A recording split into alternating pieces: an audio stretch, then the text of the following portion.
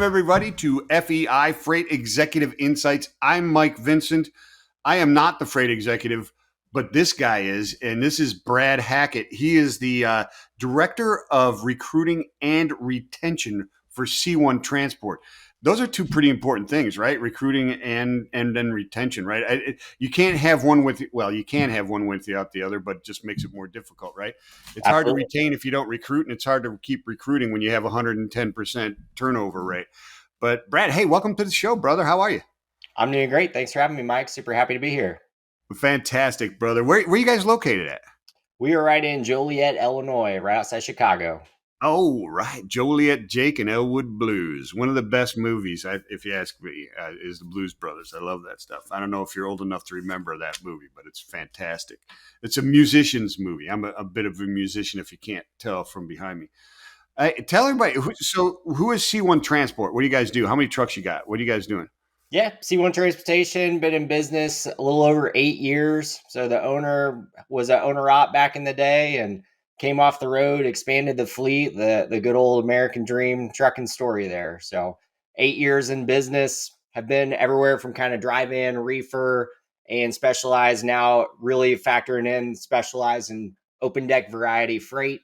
So really looking to grow that open deck variety. We're about 150 trucks now, and I'm brought in to help grow that bad boy. So happy to be here. Wow. So 8 years, 150 trucks. So it's all specialized type of stuff, right? Heavy haul, heavy haul, oversized, that type of stuff. Yep, just the kind of variety of open deck within there. Yeah. Yeah, all that fun stuff. That's really highly technical. People think they can just get into that. Even brokers think, well, I'll just broker this. Right. Nah. You They screw see that up in a the high heartbeat, right? dollar and then realize all the intricacies there. Yeah, it's a little bit harder than just having some guy driving around with a flag in front of the truck, right? Right. It's not a dry box for sure. No, it is definitely not the same. You guys hit any bridges ever? Not that I'm aware of, no. You don't have to answer that. I'm sorry, Senator. I do not recall, right? So how did you get into it? The guy was an owner op, man. That's got to be pretty cool in the recruiting trail. How did you get into it? Yeah, I was just brought in, good mutual connection and looking to grow. So I spent the first decade in trucking all on the ops side of the business. So getting to know different variety of operations, went from dispatcher to director of operations. And then the last 3-4 years, I've been in this sector, shifting over to the wild world of marketing, recruiting, onboarding, and retaining drivers here. So Okay, so you were the guy that was like socializing on the dock and all that other kind of stuff, and decided that, you know what, let me socialize with drivers and bring them in here, right? You were the. absolutely. I mean, that's. I mean, right? That's what it comes. I mean, that's what I was. I was the Yeah. ops guy all the time, but I actually was a closet sales marketing guy, right? But I mean, you embrace it, and you get stuff done because what you're doing is incredibly important stuff, recruiting, right? Yeah. That's what I love most about like my sector of the role is I get the unique opportunity to help brand the company, help market to bring the drivers in, make sure they have a great onboarding experience and that we get to sell exactly what we get to deliver from an operational standpoint. So gathering all that data, getting the messaging correct, and then ultimately that driver culture that I'm incredibly passionate about is taking care of drivers, having them a good solid home that they could come in, make a good living, be treated with respect, all those good things. So my role kind of gets to touch so many different departments and bring all that together to create and promote and grow a great driver culture.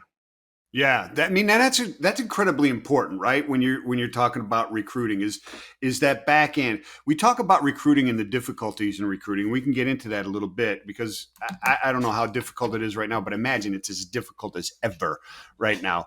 But the retention part of it, right? I mean, is it? How do you look at it? Do you look at it at 60%, 70% recruiting, 30% retention, or is it both equal 50-50, or is it 70% retention versus recruiting? What's the magic formula, do you think?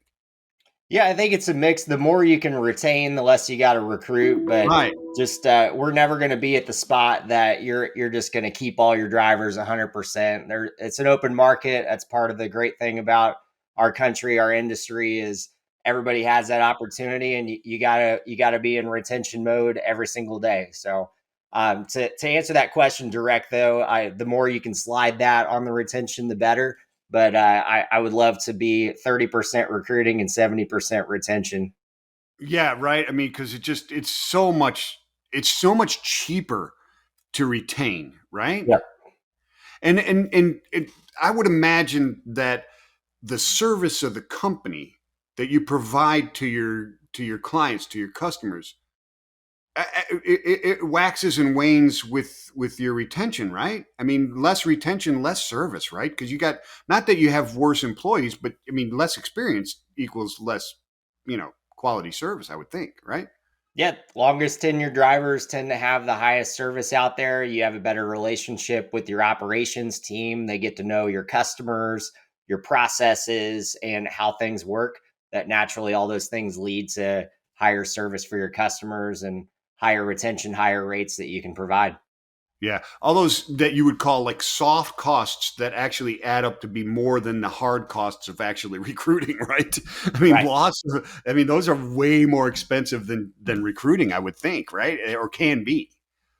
Yeah, absolutely. A lot of people don't realize when you really look at the true cost of retention, you not only have to advertise to bring the driver in, spend those resources, getting the advertising, doing the recruiting, all the background checks, all the onboarding costs, but you also have that truck turnover with re-prepping the truck, re-getting that ready and detailed. That Yeah. it's thousands and thousands of dollars every time that that driver leaves, and you got to replace. And most companies are looking to grow and do more as well. So that just really compounds over time. Right. So, everybody's always having trouble recruiting, right? And you hear these, you see the memes and the things on LinkedIn and stuff like that, and and they're sad because they're true, right? I mean, Yeah, you know, you got you're a recruiter and going into the weekend and like, yeah, I got 10 recruits coming in on Monday. It's going to be great. And then by Sunday night, there's just one. Everybody else is falling off, right? Or something like that. It's a difficult thing out there. In your position, you're recruiting for a and I don't want to demean the truck driver. Truck driving is a skilled profession. There's no doubt, but there are levels of skill. You require a higher skill level at what you guys are recruiting for, right? absolutely. And that's what I really prefer just with one, the driver market. I'm really glad it seems like the market is shifting more that with COVID, we went wild on pay, wild on these crazy bonus programs. And there was a lot of perceived fluff that we were hearing from drivers and seeing out there that who could throw out the highest bonus program to try to get drivers to jump. And that's where I really love it. C1 Transportation, we're really sectoring in, like you said, on that highly skilled, highly qualified driver that we need to have true professionals out there with the types of freight that we haul and the safety nature of that. So, really isolating down the highest experienced guys and more of that quality focus in our recruiting efforts than in past. It's been more of a quantity. So, shifting that quantity approach to really the highest quality approach is what I really enjoy and where we're at. Yeah, so that's you mentioned something in it that's very interesting is the fluff, right? The hype that is out there, right? Can you talk about that a bit? Does that make it more difficult for you to recruit, or does it make it easier? What is your approach? I mean, you mentioned the hype, and so I know what you're talking about. Hey, $100,000 bonus to come on and drive with us and earn Right. a $1.25 a mile, all this crazy stuff, right? And the keys to the kingdom, and then the drivers get there and they leave because it's just a lipstick on a pig, right? How do you guys recruit, and how does that impact your abilities? Yeah, one of the things that we did really quick with me coming in is work with the executive team on creating as clear to understand of a pay and compensation package for the drivers. The clearer it is to understand on what the drivers are actually going to see, how your paycheck is calculated, what your fuel discount looks like, safety bonus, things like that. The easier it is for drivers to understand, the easier it is that it's actually we're going to be able to deliver on that. And I don't need some fancy calculator or algorithm to figure out what my paycheck is going to be. Yeah, yeah. No, that's got to be. I mean, strip it down. They figure out that this is actually good pay, and this is good solid pay, and all this other fluff. It goes away. If you're working at a place that you like to work, and it's they're honest with you, then that's the place to work, right? Yep. Drivers want to get paid. They want to haul great equipment, and they want to work with people that are going to work with them, treat them with respect. And if you can nail those three, and you've got a good package, then I truly believe that you can win in this market. Even though we're coming out of the freight dip and hopefully on the rise and in the right area, even in this market, you can win if you can nail that stuff. Yeah, right. From your lips to God's ears, my friend. On coming out of this trough. It's a long one. And it's a deep one. You mentioned that the founder, was an owner operator back in the day, and I mean, you guys grown massively in eight. I mean, 150 trucks in 8 years. That's pretty decent growth. That's pretty nice. I mean, COVID was anomalous, and you probably grew really great, but you guys have retained that through coming into this. Is the culture there? I mean, you're aware that you have competitors, right? Yeah. And you're aware of their cultures as well. Do you have a distinct advantage in your culture because of where your owner and founder came from? Yeah, absolutely. So having people that have been on the road and understand the challenges of the road in strategic locations on our administrative staff. So our owner, our vice president, even our director of operations, and then the head of our fleet have all been owner operators, over the road drivers in their lifetime. So structuring the company, having that understanding of what it really takes to be successful out there on the road. And then also being at a company that didn't just rapidly grow on a bunch of debt during a hot market in COVID, that have Mm. done so slowly, steadily, and strategically over 8 years, that is not reckless and is all in the effort of having that good package to sell, is a really good combination for us. Yeah, gotcha. I like that term reckless because there was a lot of reckless growth. And there were a lot of, you remember the great quit, and everybody was quitting and moving to other jobs and stuff like that during that Yep. time. I have multiple tens of friends and colleagues who made those jumps to greener pastures to be dumped into Greece once COVID went away. That's one of the things people, they grew recklessly, like you pointed out, they did. How are you guys surviving the downturn? Are you guys doing well? How's the future look, or how's it look right now for you guys? You're still recruiting heavily, or what? We're recruiting heavily. We're excited for some heavy truck deliveries of brand new 2025s, with the mix of arming Nice. that strategic growth for us this year. Yeah, fantastic. So, in your market, are you guys more of a? So you guys are is your market, that your vertical, your space in transportation, is it more of a leading indicator to the rest of the business, or is it a lagging indicator? It would seem to me flatbed is pretty leading, right? Yeah, I think out of all the sectors, I think flatbed is more so leading the leading measures there. Yeah. Are you guys seeing growth? Are you guys seeing, or is I mean, you obviously, you said you guys are growing there. You see it as market share, or do you see it as organic? I think it's a mixture of both there. Really? Well, Yeah, that's good. That's excellent. That's excellent. So, how does the impact of the environment in trucking right now and in logistics is changing, right? Obviously, there's right. nearshoring and all this stuff going on, and sustainability. Are either of those really impacting you guys greatly, or are you guys mostly just domestic there? As far as the nearshoring, has that changed your lanes or where things are coming from? From port to consignee or cross border Mexico, et cetera. Is that impacting you guys in a noticeable way? A little bit, but being the nature of our company, we do sector on the OTR style driver of out multiple weeks at a time, and that's what, with that open deck variety, it maintains that more so flexibility that we can lean, and we've got our good customer base, but we can also have that level of flexibility as the market changes, as seasonality with the various flatbed commodities and the open deck commodities change. We have that flexibility with our business model. I got you. I got you. So, what's on the horizon for you guys? Anything new, exciting that you can speak to, or is it just, hey, man, we're powering down and growing and staying in our lane?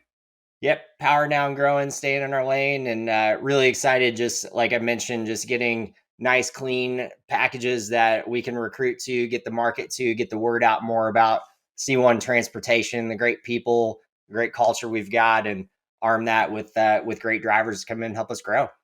Fantastic. Any words of advice to other recruiters, director of recruiters out there? Absolutely. I'm really passionate about being real with drivers and being real with what you're putting out there. So, getting that data of what you're actually delivering from an operational, from a pay, making sure you have good, accurate information and that cohesiveness with your operations team. That was one of my biggest successes, just coming from a decade of operational background and yelling at the recruiting VP my whole career during that time about the drivers they were bringing in. So, wanted to make sure that we were all aligned on the messaging, the numbers, the delivery, and the details that recruiting is actually what the driver is going to experience. Yeah. So wait. So okay, I was about to end it, but you brought up something that was very, very interesting. When you're recruiting, you're not just recruiting numbers. You're recruiting a culture and a quality of a driver, right? That's Yeah, and important. absolutely 100%. Yeah, because I mean, you mentioned that. I just want to. I mean, you mentioned that real quick. Like you were yelling at people about the drivers they were bringing in, and I was thinking, okay, so what you're implying there is that you very much need to be selective because I would imagine that part of turnover rate is bringing in the wrong people. Yeah, if you're bringing in on false expectations or not delivering, these drivers have good safety records to meet our qualifications. So that comes a double-edged sword. We're going to get high qualified candidates, but they've got options out there that Yeah, they could make a yeah. phone call and have another job next Monday if they want. Yeah, they can walk at any moment, so you gotta walk the talk and do it, and that's great. I love it. Being honest, Brad, where do people go? Where are these drivers that I mean? There's like 17,000. Well, I mean, there's like 80,000 drivers out there watching this show at this moment. Where are they going to apply for you guys? Yeah, drive4c1.com. So drive number 4c1.com. Check us out and all over social media, continuing to grow that driver engagement and promoting our driver culture, the good, bad, and ugly. No company's perfect, but we're all about making it better and being real. Fantastic, my friend. I found you on social media, so there you go. Check them out. C1 Transport. Hey, Brad. I loved it, brother. I appreciate it very much, man. Peace and love, my friend. Yeah, thanks for having me and back at you.